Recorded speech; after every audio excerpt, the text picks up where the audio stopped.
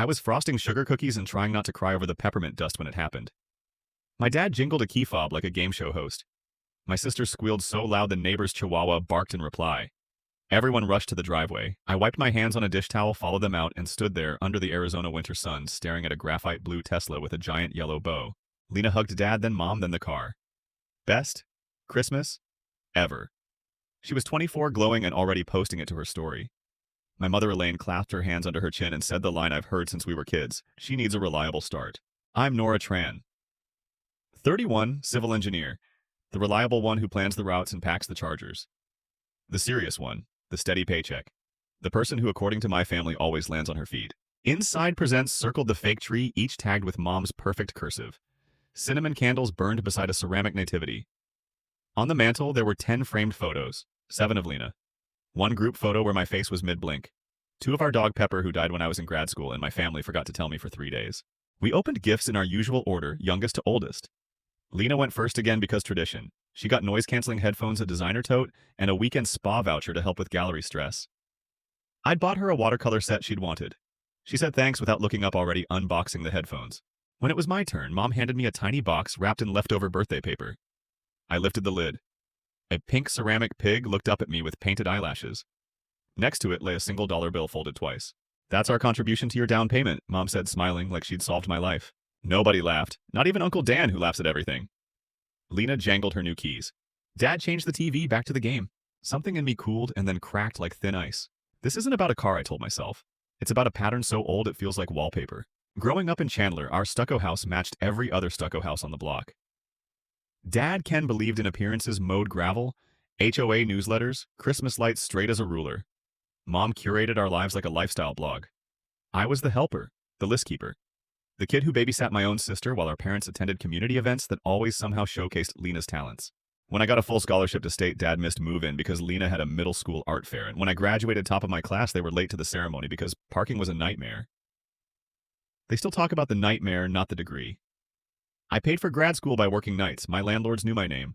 My own family mailed a card with a $25 coffee gift card and a note so proud.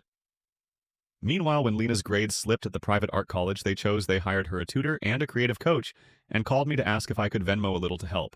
I did. Of course I did. Responsible people do that. We keep things moving, we pay, we show up, we swallow the lump and smile at the right moments.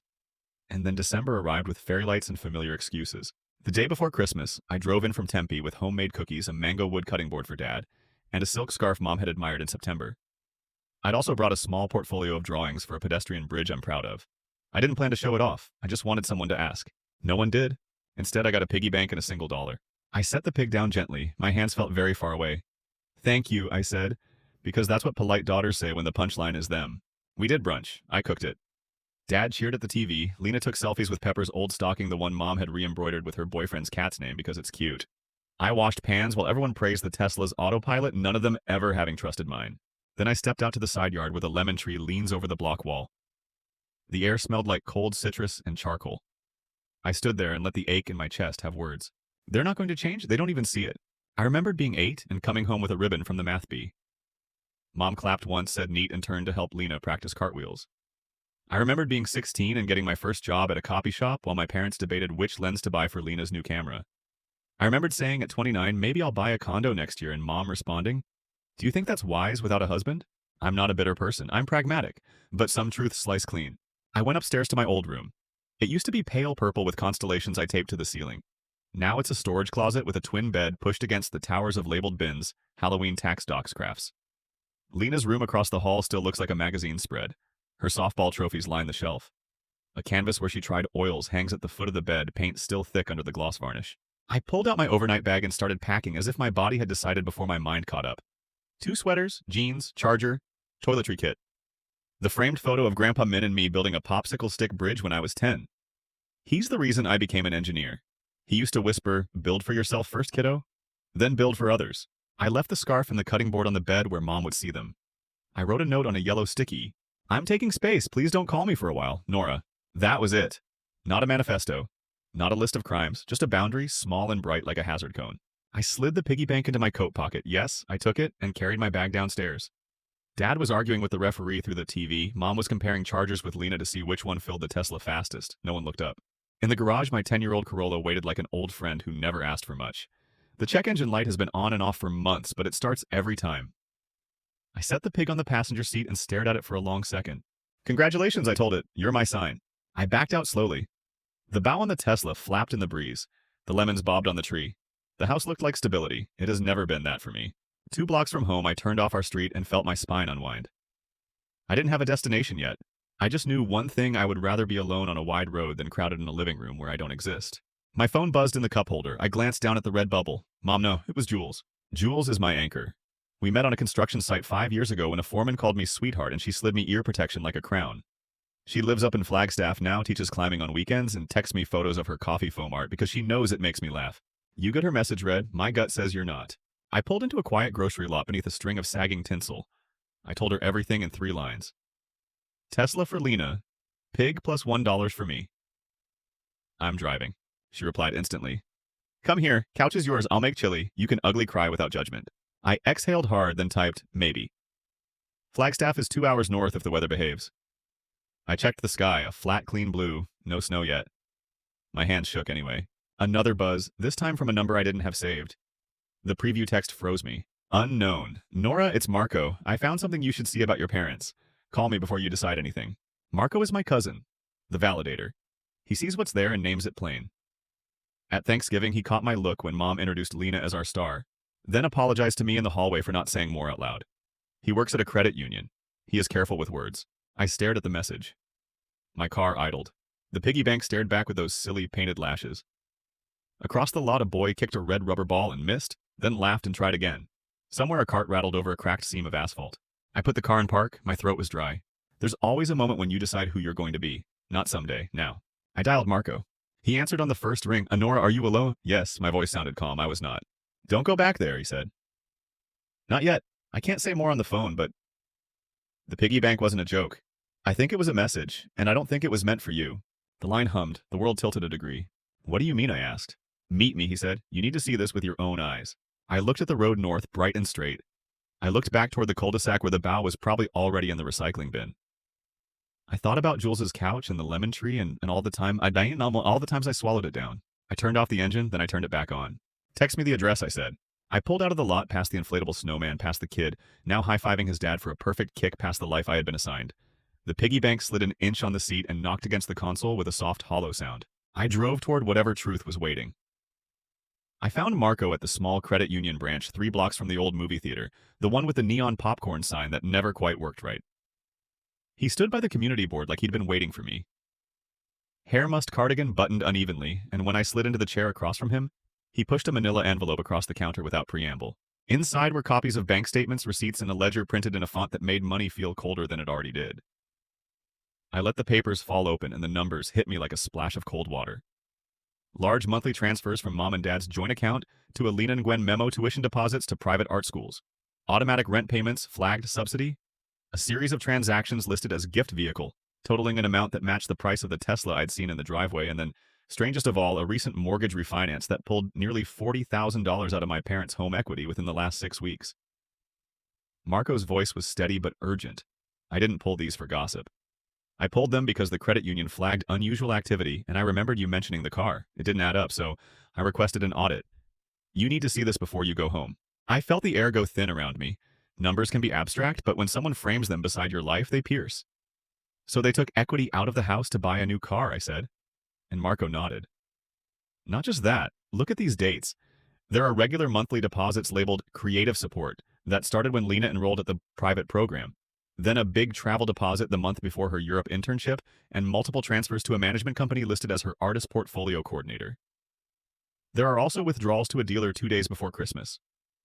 My hands trembled as I scanned line after line. Each entry felt like another example of my childhood ledger settling in the present.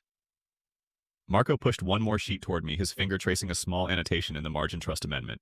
The paper showed a notarized document, an amendment to my parents' estate plan that allocated the remainder of a modest inheritance to Lena's benefit on account of ongoing educational need language that left very little ambiguity and zero mention of me. I breathed through a tight throat and realized I had never expected to be written out on paper. I had always been erased softly and visibly with compliments and practical advice and the kind of encouragement that kept me busy. The discovery felt like a formalization of a lifetime of being second in the calculus of their choices. Marco leaned forward and said quietly, "I couldn't turn this over without telling you. There's more emails. Your mom and another woman who manages Lena's portfolio exchanged messages about buying a car as an incentive for a gallery placement conversation. They talk like it's an investment. I could taste metal in my mouth, anger maybe, or the cold clarity of being right about something you didn't want to be right about. Why would they hide it? I asked, hearing the smallness in my own voice. It isn't hiding if it's written in the ledger, Marco replied. But they hid it in the gestures. They made it feel like generosity. People confuse favoritism with kindness when it's convenient. I thought of the piggy bank on my passenger seat, its glossy pink grin now a kind of accusation. The $1 folded inside was no longer symbolically cute. It had become a punctuation mark at the end of a long pattern. The anger didn't come as a shout, but as an expanding, purposeful heat. I remembered Grandpa Min's hands shaping that tiny bridge from popsicle sticks as low, stubborn lessons about value. Build first for yourself, then for others. The lesson had been literal for him and figurative for me, but I had never expected my family to weaponize kindness into a ledger. Marco closed the folder and said, "There's an option here beyond storming back into the house. You can get legal advice about the trust amendment and the refinance. There might be questions to ask about disclosure and intent. A lawyer can tell you whether anything was mishandled." He wasn't pushing me. He was offering structure which felt safe in the immediate chaos. I thought about calling a lawyer about invitations and obligations recalibrated by evidence. But my head also buzzed with more primal impulses: leave burn bridges, never look back. I felt my old reflex to fix everything quietly and alone rising. Check the mortgage paydown debts for them, keep the peace. That reflex was the pattern's careful handiwork. It had kept me useful and unseen. I let it pass. I want to know everything I said instead. And Marco nodded as if he'd expected the answer. He told me he'd pulled copies of the emails under the union's compliance policy and would forward them if I wanted, though he warned me some things would hurt more when they were printed plainly in black and white. "I want them," I said, not because the facts would change what happened, but because I needed the truth to live in the world where I could see it. We left the credit union together into a late afternoon that felt smaller because the neon popcorn sign blinked off. Marco drove behind me a few blocks to a small coffee shop with a chipped mural of popcorn buckets, and over bitter espresso, he slid across his phone. The emails were clinical, almost business-like subject lines like financial support schedule, phrases like appropriate allocation, and lines where my mother described me as independent by nature and less in need of parental assistance. Words that had always been used as praise, but in that context read as justification. There was a thread in which my mom and Lena's portfolio manager planned a surprise incentive for the gallery internship and debated whether to frame the purchase as a gift to preserve Lena's agency. Somewhere in the thread, someone suggested a down payment for a vehicle would be a meaningful nudge. The tone was not malicious. It was calculated, practical, and utterly self-assured. They treated my life like a case study, my achievements as variables to be managed. When I finally read a line where Mom wrote Nora's contentment with less keeps household balance, something cold and definite fell into place. My family had cultivated my compliance and then applauded themselves for doing it. I felt both furious and freed by the clarity. Marco reached across the table and laid a hand briefly on my forearm, a wordless anchor, and I realized how rare it was to have someone validate not just the facts but the emotional truth behind them. "You don't have to do this alone," he said. I thought of Jules's couch and of the piggy bank warming in the car, of the small fat ledger of my savings and the one giant account of my own dignity I'd just begun to fund. For the first time since leaving the house, my next steps felt like choices rather than reactions. I left the coffee shop with printed emails in a thin folder and Marco's number saved under family. Marco. The drive back toward Flagstaff felt different because I wasn't running from a dinner table anymore. I was carrying evidence and a plan. I called Jules and told her I'd be at her place by nightfall and then searched for a local attorney who handled estate matters. I didn't make appointments yet, but I bookmarked a few names and made a short list of questions to ask. Had my parents been truthful about the refinance? Were there disclosure obligations? Could the amendment be contested? The questions were small rituals that gave me leverage over the spinning world. As dusk thickened and the highway lights winked on, I let myself imagine conversations that would be hard, but honest, asking for reasons, naming patterns, setting terms for any future contact, and I felt less like an invisible presence and more like someone drafting a blueprint for the life she was building. The piggy bank sat at my feet like a relic that no longer mocked me. Instead, it reminded me of the moment lines were drawn and the work began. I slept on Jules's couch with the piggy bank balanced on the coffee table like a checkpoint I could see from every angle. Morning light came slow, and with it a quiet that felt unfamiliar and welcome. Jules brewed coffee the way her grandmother taught her, strong black, and poured into a chipped mug that told me she kept things that meant something, rather than things that looked perfect. We talked in lists: what I knew, what Marco had handed me, what I wanted. Saying the numbers out loud made them less like accusations and more like facts I could handle. I told her about the trust amendment, the mortgage poll, the threaded emails where my mother rationalized treating me as the naturally independent daughter. Jules listened without judgment. She asked questions that helped me see gaps in options instead of just raw hurt. Did I want to sever ties completely? Was my priority financial transparency, emotional space, or both? Could I afford to hire counsel? Her voice nudged me toward a strategy that felt like breathing small, practical moves before any dramatic confrontations. After she dropped me at the bus station, I sat with a paper cup of coffee in my lap and opened my laptop. The first thing I did was catalog Marco's prints, my bank statements, tax returns, past gifts they'd made, photos from family events, everything that showed patterns, dates, and context. Organizing felt like building scaffolding. Once the structure was visible, the work no longer looked endless. Next, I called a lawyer I'd found the night before, Priya Patel, whose office blared a cheerful poster about client empowerment behind the receptionist. Priya answered my questions with the kind of calm clarity that makes you breathe differently. She explained what undue influence could look like, what disclosures a bank or trustee must make, and under what circumstances a refinance might require both parties' consent, or at least a formal explanation. She didn't promise miracles. She said we could request copies of loan documents, demand a ledger from the mortgage company, and if necessary, file for an accounting or temporary relief while we investigated. Her language was technical but not cold. She translated steps into actions I could take. Secure copies of any signed loan paperwork, freeze joint online access if advised, and gather witnesses who could testify to the family dynamics. She also asked the question I hadn't expected but needed. What would I want if everything came back as I feared? I realized then that legal victories would not heal the long years. They could only correct a financial wrong and maybe force acknowledgement. I told Priya I wanted two things: transparency and respect. We scheduled a formal consultation for the following week, and she sent me a checklist of documents to bring. Hanging up, I felt steadier. Knowledge felt like armor that wasn't heavy to wear.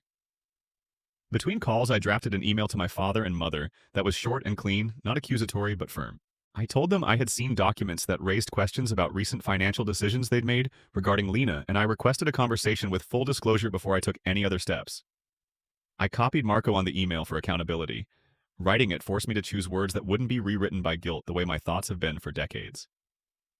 Then I opened my savings app and created a new account labeled Boundary Fund. Small symbolic acts help anchor big shifts. I transferred an amount that felt meaningful but not reckless money as muscle memory for a new habit. Later, when I walked through downtown Flagstaff to clear my head, I found myself smiling at details I'd ignored for years, the way frost ribboned the railings, the tiny bakery that sold olive focaccia like a secret. The world continued to be lovely and messy while my family's ledger lay on my kitchen table in someone else's house.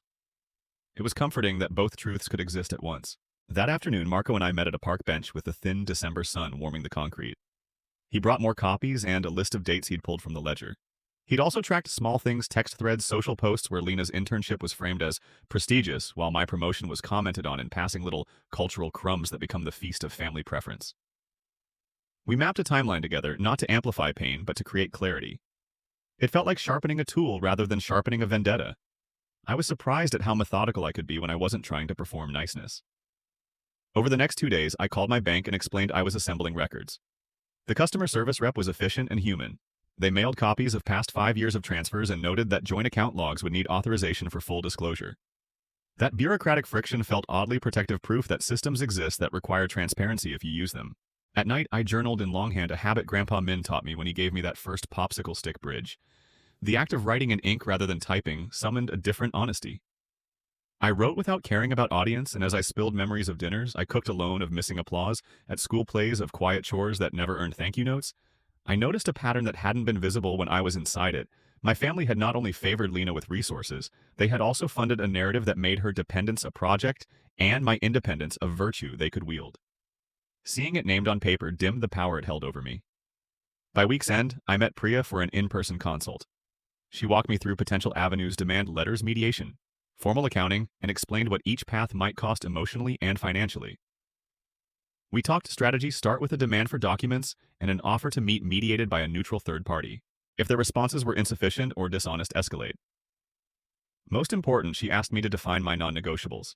I answered simply: honesty about the refinance and the trust amendment, transparency in future financial decisions affecting family assets, and a commitment to equitable treatment moving forward. Priya cautioned that people rarely change overnight, but she also offered a muscle that had been missing: leverage. With the law as a language I could use, my position shifted from pleading to negotiating. I left her office with a list of next steps and a copy of the demand letter we would send if my parents declined a mediated meeting. Then I did something small and human. I called Jules and asked if she and her partner could come over for dinner. I cooked pasta, served a salad, and laughed until my sides hurt. The laughter felt not like forgetting, but like recharging. The company reminded me that the world still held people who saw me without an agenda. That night, I added $4 more to the pink pig on my kitchen table, a ritual now rather than a joke. Each coin was a promise I will value my own time, my labor, my emotional safety. I fell asleep thinking of Grandpa Min's bridge and the way a span is strongest when both sides bear weight. I was learning to distribute the load differently, not to collapse the structure by demanding all support at once, but to ask for fair engineering of our shared life. The next morning, the house phone rang with Mom's voice asking to talk. I let it go to voicemail, then listened and typed a single sentence into a reply I wouldn't send yet. I'm ready to talk when you are ready, to be honest. Setting that line down felt like placing a beam where there had been none. My story was no longer only about what they'd done. It was about what I would accept going forward. The pig's painted smile looked at me from the table, and for the first time since Christmas, it made me hopeful instead of hurt. The letter from Priya landed in my inbox just after dawn. A neutral mediator had been secured, a date set, and a gentle reminder that mediation aims to build agreements rather than assign punishment. Reading it, I felt a mix of relief and nausea. Relief because this was a structured arena where evidence mattered, nausea because I knew how easily structure could be weaponized into politeness. I spent the morning arranging small defenses, copies of the printed emails, the mortgage ledger, a neat timeline I'd made with Marco that mapped transfers and anniversaries, and gifts, and then practiced my opening with Jules over lunch, who listened as though every sentence I rehearsed was worth guarding. When I arrived at the mediation office, a low modern space smelling faintly of lemon and paper, my parents were already there, seated side by side, their faces composed into the practice neutral one uses for PTA meetings and dinner parties. Mom's necklace caught the light. Dad kept his hands folded like a man waiting for a verdict. Beside them sat a woman I did not know. Olive skin, hair pulled back into a careful bun, a portfolio on her lap. The mediator introduced her as Maya Lin, portfolio manager and consultant on behalf of Ms. Nguyen.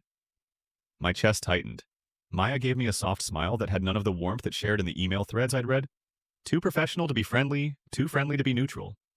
Priya sat with me, small and steady, and beside her, Marco shifted in his seat and mouthed, "We've got this." The mediator asked us each to speak for 10 minutes without interruption, and I used mine to lay out the facts plainly: the refinance 6 weeks prior, the transfers labeled support and gift, the trust amendment that widened Lena's beneficiary share. I did not dramatize. I read dates and amounts and quoted lines from my mother's own emails where she described my independence as a rationale for allocation. Silence followed my 10 minutes like a held breath. Then my mother began, voice pitched too high, explaining that Lena's artistic opportunities were time-sensitive, that private programs cost money, that they were investing in what they believed would become sustainable careers. She kept returning to the same phrase, "we were helping," as if repeat would equal absolution.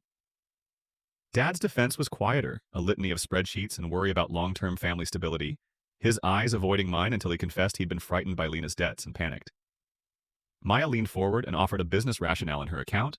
The transfers were strategic, intended to leverage Lena's network and place her into galleries that could later repay the investment. When Priya asked whether fees were paid to Maya's firm or to third parties, the quiet in the room thickened. Marco slid a printout across the table. It showed a string of payments to a shell company listed under Maya's consultancy name, and then subsequent disbursements to vendors and a car dealer. Maya's expression shifted only briefly. She said the transactions were legitimate business expenses, that creative careers sometimes require seed capital, and that any appearance of impropriety was a misunderstanding of industry norms. I felt anger spool inside me, not a hot flare, but a methodical unspooling that let me speak with a precision I'd rarely allowed myself. "You framed generosity as a strategic investment," I said. "You documented it as gifts and then routed payments through your firm. That's not help, that's obfuscation." Priya asked Maya to provide contracts and receipts. Maya consented in principle but asked for time to gather records, noting that some vendors had seasonal delays. The mediator suggested a short adjournment so each side could collect missing documents. Outside the room, my parents' faces crumpled into exhaustion. Inside, they had been competent actors, but in the parking lot I heard Mom whisper, "I didn't mean to hurt her." These tiny admissions rarely have the power of legal filings, but they are seeds nonetheless. Over the next week, the tone shifted into a new rhythm. Emails exchanged, documents produced, accountants called. Maya forwarded invoices, some addressed to her consultancy, others in the names of gallery consultants. A bank statement showed a large transfer to the dealer the week before Christmas, consistent with the Tesla purchase. Priya highlighted GAP's declarations executed without full disclosure, vague beneficiary language in the trust amendment, and an instance where the mortgage company acknowledged receiving a call but no signed consent from a co-owner was on file in the digital archive. These were technicalities, but law is made of technicalities. They create leverage where feelings alone cannot. I found that fact strangely comforting. The mediation resumed with a cooler air. My parents were more defensive now, but also more human. Dad admitted to being overwhelmed by financial stress he had kept private, and Mom cried not in theatrical sentences but in small territorial sobs that stripped away some of her performance. Maya's calm snapped once when Priya produced a text message thread where she had written about accelerating Lena's trajectory and suggested purchasing a vehicle as an incentive. The word incentive landed in the room like a lit match. Maya's later explanation that it had been framed for Lena's confidence sounded thin. At a break, I stepped out into the cold and called Jules. She reminded me that truth without mercy can still be truthful. She told me to hold space for their regret, but not for their manipulation. When we returned, the mediator invited us to explore remedies rather than assign blame. Priya proposed a restorative framework, an accounting of funds, an agreement to rescind or amend the trust with equitable provisions, and family counseling to address the dynamics that let favoritism become policy. My parents bristled at the prospect of rescinding the amendment. They worried about liability and legacy. But Dad paused when Priya explained the legal route they might face if transparency was withheld court-ordered. Accounting potential reversal of transactions, reputational harm. I could see the math of fear settle where ideological defense had been. In the end, what shifted the negotiation wasn't moralizing, but a pragmatic ledger. Enough ambiguity existed that a judge could at least compel a thorough accounting. We sketched a provisional plan. Maya would turn over more detailed vendor contracts and receipts within 10 days. My parents agreed to attend a meeting with a financial advisor jointly selected. We would draft a mediated amendment to the trust that included equitable clauses and appoint a neutral trustee for any future disbursements over a set threshold. It was imperfect and felt like scaffolding more than a finished bridge, but it was movement. On the drive back to Flagstaff, Marco suggested we let Lena see the documents in a controlled setting before making public accusations. I agreed. Confrontation is easier when the other party is prepared to respond. That night, as I sat with the pig on my lap and added 2/4 my ritual of currency and commitment, I received a text from Lena that read, "Can we talk? I don't know everything, but I'm scared." The sentence was small and honest in a way that made my chest loosen. I typed back, "Tomorrow. Bring nothing but the truth." Her reply was immediate. "Okay." Before I slept, I laid out the options in my head like tools on the workbench: legal pressure, mediated amendment, or cutting ties entirely. I realized that my chosen path was not about punishment. It was about creating a family architecture where roles couldn't be allocated by shame or habit anymore. The mediation had not solved decades of quiet erasures, but it had shifted the ledger from invisible etiquette to documented accountability. It had revealed that hurt has both a personal weight and a legal footprint. I fell asleep with that strange mix of tired and energized, aware that the next day might bring reconciliation, escalation, or both, and that whichever arrived, I had the tools now to meet it, without dissolving into the version of myself that used to apologize for being visible. I chose the corner table at the Blue Willow Cafe because it had a window that let even a small person feel like she could disappear into the light if things got too heavy. Lena arrived 10 minutes late, hair in a messy bun and a thrifted coat that suddenly looked like armor, and when she slid into the seat opposite me, she did not smile. There was only an honest, hollow look I recognized as fear. I put the folder of emails on the table between us and watched her hands tremble as she reached for the top sheet, the same way I used to reach for the math ribbon when I was a child, hoping someone at the table would finally notice. "I'm sorry," she said, before I said anything, and the apology was small and true, not the theatrical performance I'd expected from years of family theatrics. I didn't know the refinance details. She added quickly, "I thought the car was a gift. I thought it was Mom and Dad's choice," and she stopped like the words had bitten her tongue. I slid a printed email across a thread where Mom and Maya debated purchase timing, where Lena's portfolio coordinator called the vehicle an incentive and suggested routing through her consultancy to preserve appearances. Lena read slowly, her breath shallow. I signed things she admitted: finally voice-low contracts for gallery introductions, a few authorization forms for consulting fees. But I never looked at the bank statements. I trusted them. Her face folded in a way that made me think of all the times she'd fallen off a bike as a kid and expected a hand. Now her hand had been given to someone who'd led her toward a ledger she hadn't seen. "Why didn't you say anything when you were younger?" I asked, because the question had been hanging between 1,000 small moments, and it needed to be spoken aloud. She swallowed and answered with a kind of slow honesty that hurt to hear, "Because you were always the one who could handle it. You fixed things. You made sure bills were paid. They told me to focus on art, that you loved stability and didn't need them the same way. I felt guilty taking more when you were busy holding everything together." Her confession folded the old pattern into a new shape. Favoritism had not only benefited her but also trapped her with an obligation to perform gratitude. As she spoke more, a different portrait emerged, one in which my parents' choices were a web that ensnared everyone differently. Lena told me about pressure from a consultant, Maya, who'd promised gallery slots and mentorship in exchange for investments in her launch. She framed it like a business partnership, Lena said. She said some galleries want to see a sponsor or that certain PR packages open doors. I thought it was professional. I didn't realize they were using my career as a ledger line for favors. The admission sharpened my understanding this wasn't merely parental favoritism. It was an industry person who'd turned compassion into a commission and a family that let herself be convinced by that logic. I listened and watched her unspool years of small compromises, how she accepted a few advance payments toward expenses, how she let her portfolio manager handle money because she was focused on shows, how she assumed our parents would be honest about the nature of their help. Tears came quiet and steady as Lena explained that on Christmas, she felt ashamed and surprised in equal measure. Ashamed because she'd never wanted to be the center of something that hurt her sister, and surprised because the scale of the purchase felt suddenly disproportionate when she looked back at the receipts and emails I'd sent. I surprised myself by reaching across the table and taking her hand. Anger had been a steady companion these past weeks, but now it uncoiled into something warmer and more complicated, relief because a person I loved was not the villain my family ledger had made her out to be. We have choices now, I said, and the sentence had the weight of a plan rather than the thinness of a threat. We talked for an hour about consequences that felt both practical and moral. Lena agreed to read every document I had and to meet with Maya with an advocate present. She offered to speak in the mediation and to consent to an amendment that would make future disbursements transparent and subject to a neutral trustee's approval. Her willingness did not erase the past, but it shifted the axis of responsibility. She was no longer only the passive beneficiary of decisions made in my name. I wanted to believe the repair would be simple, but life is rarely that neat. Lena admitted she felt indebted in ways that money couldn't cover: attention, identity, expectation, and she worried that if she pushed too hard, she'd lose the last of her parents' affection. I don't want to replace one kind of debt with another, she said. And I heard the echo of my own fear about being loved only for usefulness. We made a pact instead, transparency first. She would call Maya and request a meeting that week with Priya present. I would provide the copies of the emails and the timeline, and Marco would attend as a witness. If Maya or my parents refused to produce complete disclosure, we would proceed with the legal steps Priya had outlined.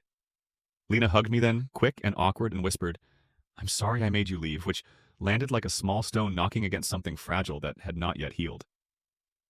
The next day, Lena texted our parents asking for an honest meeting. Mom's reply was measured and oddly immediate. "We can talk Saturday. Lena, bring Nora. Maya will be there." I forwarded the response to Priya and Marco and felt an odd rush. Either they were ready to be accountable, or they were prepared to perform contrition on cue. Priya advised caution: document everything, insist on written records of any new agreements, and avoid private discussions without a neutral party present. She warned that emotions could be weaponized. My parents had long been skilled in converting feeling into guilt. I called Marco and he suggested we draft a simple agenda for the Saturday meeting: review of the refinance documents, presentation of account transfers, discussion of the trust amendments language, and an outline of any proposed remedial steps. An agenda would prevent conversational drift into the old patterns where my discomfort was reframed as melodrama. Saturday arrived thin and clinical, like a theater stage before actors take their places. Mom wore the same necklace she always did. Dad's hands nervously turned in his lap. Maya arrived with a binder and a composed face. Lena came with a folder of her own, the first time I'd seen her walk in, not entirely as the child of our parents' choices, but as someone who had something to say. Priya opened the meeting and walked everyone through the agenda. We moved through the points like surveyors mapping a property line. Mortgage documents were pulled up on a tablet. Signatures were checked. Maya provided contracts for some consulting fees, but there were still invoices missing, and a series of transfers routed through that shell company names that made the paper trail messy. At one point, my father's voice cracked, not with performance, but with real exhaustion. He said he'd been terrified by financial instability and made decisions out of panic. Mom cried quietly and said they'd thought they were helping Lena build momentum that they never intended harm. The lines between intention and impact blurred in the sterile light of the conference room. Lena read aloud a passage from an email where Maya suggested the car as a confidence incentive and said I didn't understand the financing. Her words made the transaction sound both deliberate and accidental at once, and the room absorbed that paradox with differing reactions. In the end, we didn't reach a sweeping reconciliation. What we managed was more modest: an agreement to commission an independent accountant to produce a full accounting within 30 days, a mediated amendment to the trust that would require a neutral trustee for any disbursements exceeding a set threshold, and a commitment for all parties to attend family counseling if the accounting confirmed irregularities. Lena and I left the room hand in hand, not because everything was solved, but because we had reoriented toward a shared truth. That evening, back in my small Flagstaff kitchen, I filled the piggy bank again, this time with $5, and placed it on the windowsill where the sunlight hit it like a little signal. It felt absurd and sacred at once, a jar of change acting as a monument to the slow, stubborn architecture of rebuilding trust. The accountant's email arrived on a Tuesday, and I opened it with my hands oddly steady, as if the body can rehearse calm while the heart still hammers. The report was meticulous and plain. Several transfers to Maya's consultancy lacked clear contracts. A large draw on the mortgage had been initiated with a single notarized signature, while digital records showed conflicting authorization logs. Invoices for artist outreach had vendor names that, when traced, funneled payments to companies linked to Maya's network. The language was clinical, insufficient documentation, potential conflict of interest recommendation, restitution, and third-party oversight, but the consequences were unmistakable. I read the conclusion twice. Facts have a way of settling a room more quickly than words. Priya called immediately, and we set a meeting for that evening. In the conference room, we ran through the legal options. The strongest path offered both remedy and restraint. A mediated restitution agreement amendment of the trust with a neutral trustee clause, and a written commitment from my parents to consult an independent financial advisor for any decision above a threshold. Litigation was possible, but Priya explained the cost, time-money relationships and asked me to consider what I actually wanted beyond repayment. I surprised myself by answering without hesitation. I wanted clarity and limits more than a courtroom victory. I wanted the ledger cleaned and a system that made it harder for favoritism to hide behind help. We drafted the demands together. That night, I sat on Jules's couch and felt a complicated relief. The truth was no longer a rumor in my head. It was a document that would force action. The next week's mediation was quieter than the first. My parents arrived with shoulders lower than before. Dad's hair had thinned at the temples. Mom's hands trembled as she slid the accounting across. Maya, perhaps sensing the narrowing options, was present but less poised. She offered explanations that read now like rationalizations. When Priya read aloud the accountant's recommendations, silence settled like a pause at the end of a hymn. My father spoke first. He admitted fear about retirement numbers, about a failing client, about not wanting to be seen as the family who can't provide. His voice broke on the last word. Mom took the blame in the way people do when they finally see the pattern: small, steady admissions that didn't undo anything, but cleared the fog. Lena sat with her hands folded and said she felt betrayed by the mix of love and ledger, by the way care became currency. The room did not implode, it rearranged. We negotiated an agreement: partial repayment from the household account into a designated escrow for the trust correction, the immediate appointment of a neutral trustee to oversee large disbursements, a schedule for an independent financial audit paid for jointly, and the termination of Maya's advisory role pending an industry review of her practices. Priya wrote the terms into a mediated consent that afternoon. I could have demanded more public accounts criminal referral, but I chose the path that would give us structure and a chance to rebuild without turning every future conversation into litigation.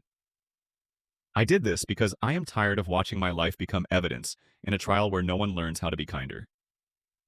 The signed pages felt heavy in my hands, but they felt anchored. The toughest part was not the numbers. It was hearing my mother apologize in a way that reflected understanding rather than guilt. "We thought we were helping," she said, voice raw. "We were wrong about some things. I'm sorry." The apology was not a magic wand. It was a beginning, an admission that could be measured by action. Lena and I agreed that forgiveness would be earned, not chosen to placate someone else. We set new boundaries together. Financial decisions above a modest amount would require joint review. Surprise gifts to adult children would be disallowed without prior disclosure. Family counseling would be a condition of any future private meetings. The last clause felt protective. Over the following months, the escrow account collected funds. My parents made the first transfer, small but deliberate, and asked that it be used to correct the trust allocation and to hire an independent advisor for Lena. Maya resigned from her consultancy quietly the week after the mediation. A gallery association opened an inquiry into her referrals. Lena severed her contract and hired a new manager who insisted on transparent billing and quarterly reviews. These changes did not erase the last decade, but they rewired the incentives that had made hurt convenient. My life in parallel resumed its quiet orbit, but with new momentum. Work in Seattle offered a lead role on a Greenway project. The team recognized my designs, and I began seeing my name on memos and in client briefs. Recognition felt like light that didn't demand I shrink to fit it. Jules taught me a new recipe for shakshuka, and we had long, ridiculous conversations about nothing important, which turned out to be exactly what I needed. I returned to the ritual of adding to the pink pig when the smallest victories arrived: a finished permit. A client's praise, a week of kept boundaries. The pig no longer held mockery. It became a ledger for my life: $1 for a week, I protected myself 5 when I spoke my truth at a meeting, a coin from Lena after her first honest conversation with mom. When my parents visited the first time after the mediated agreement, the meeting had the awkwardness of two people learning a new language. There were stilted silences and honest questions about what trust looks like now. We ate soup and later sat where the lemon tree used to sway in Chandler's yard. Dad handed me an envelope. Inside was an amount meant to be a start on restitution. I put it in the pig myself. I did not hug him then. I held his hand briefly and let him know that repair is measured in actions over time. That night I slept with the windows open and felt the cool air like a reset. A year from the day I left the house, I hosted a small dinner in my apartment for the people who had become my chosen family, Jules, Marco, Priya, Lena, and a couple of colleagues who'd become friends. We ate oregano roasted carrots and simple bread. We toasted to things that mattered: honesty, work well done, friendship that holds when the world tilts. Lena raised her glass and said, "To doing better together." My chest tightened, but in a kinder way, like a muscle that remembers how to lift without strain. In the quiet, after everyone left, I walked to the shelf where the pig sits and counted the bills inside. There were more than I expected, things people had given and promises kept. I added one last dollar and whispered a small private benediction for whoever needs it. May you build boundaries that protect instead of punish. May you measure your worth by what you choose, not by what you're handed. If you've ever had to leave a familiar place to learn what you deserve, tell me where you are in the comments. I promise to read them.